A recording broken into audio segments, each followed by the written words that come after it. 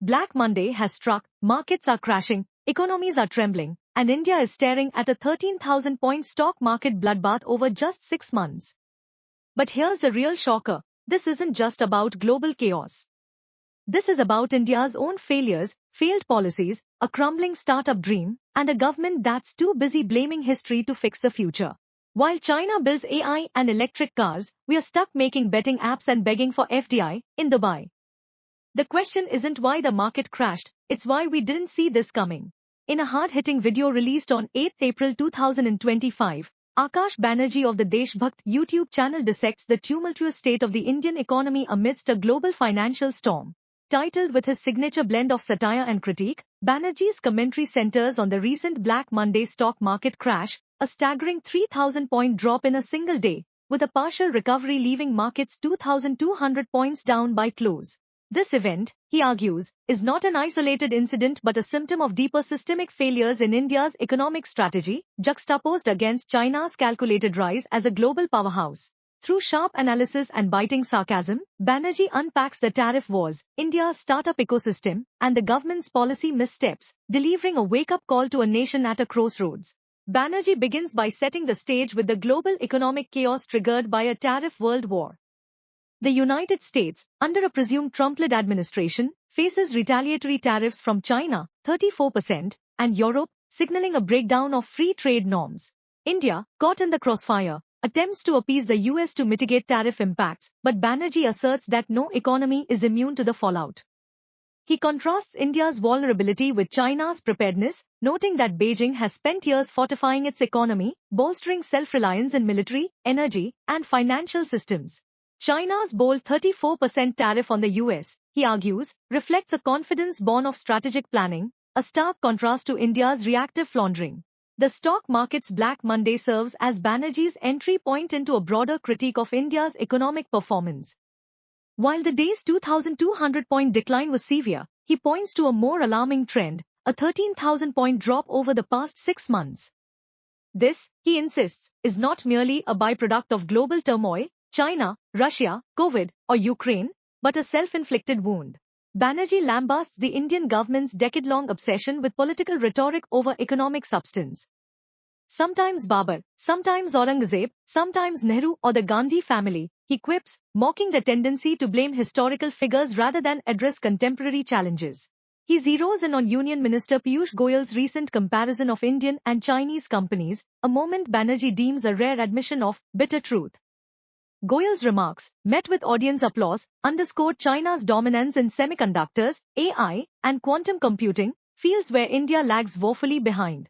Yet, Banerjee questions the sincerity of this realization, suggesting it reeks of fakiri, false humility, and political survival rather than genuine intent to reform. A significant portion of Banerjee's critique targets India's startup ecosystem, once heralded as a jewel in the Modi government's crown.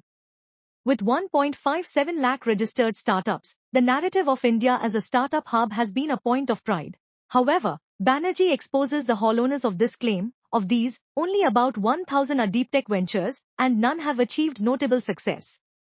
Instead, he argues, India's startup landscape is dominated by delivery apps, betting apps, and astrology apps, a far cry from China's investments in electric vehicles, EVs, battery tech, and AI-driven manufacturing.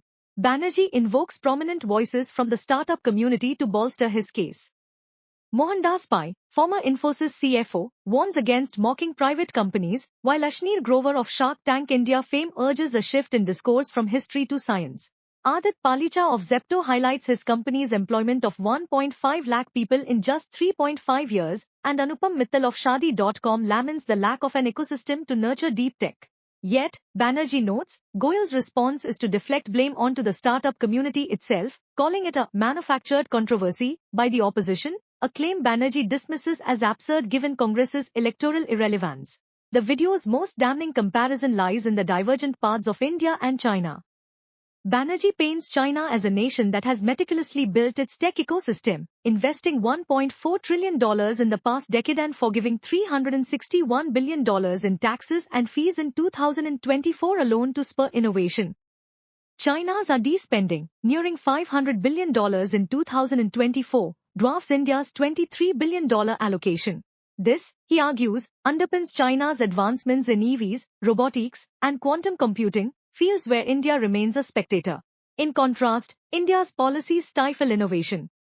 Banerjee cites the angel tax, retrospective taxation, and GST demands on IITs, example a 120 crore rupees notice, as examples of a regime that punishes rather than promotes entrepreneurship.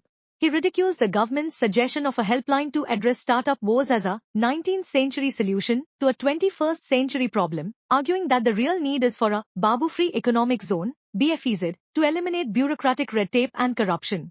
Banerjee's critique extends to India's brain drain and capital flight. He cites the Global Unicorn Index 2024, noting that while India boasts 67 unicorns domestically, Indians have founded 109 abroad, evidence of talent seeking greener pastures. Over 1.3 million Indians have left in the past 2 years, and more than 2 lakh renounced citizenship by 2023.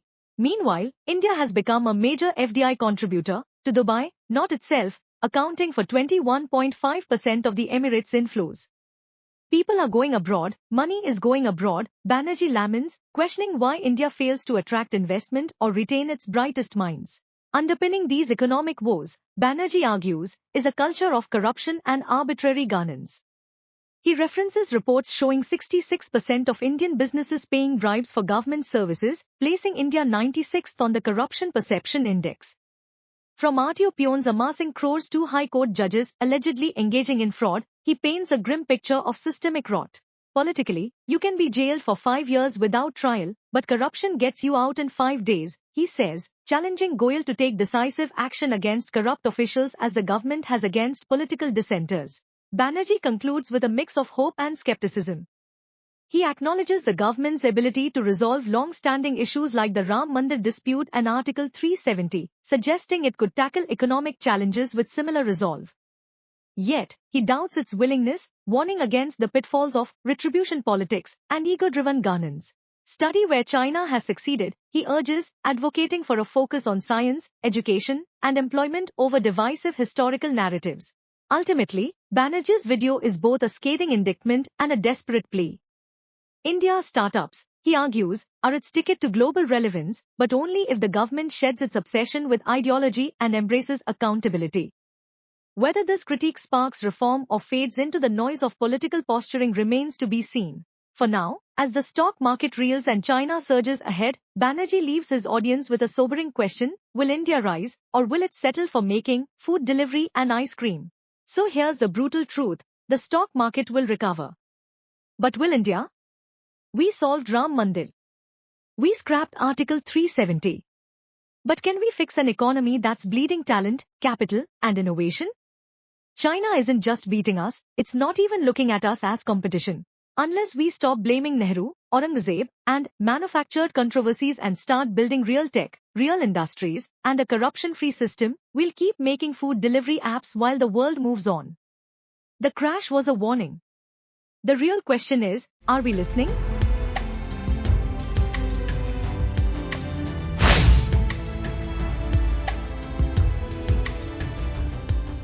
Subscribe to AK Matrix today for in-depth analysis, powerful narratives, and the latest updates on issues that matter to you.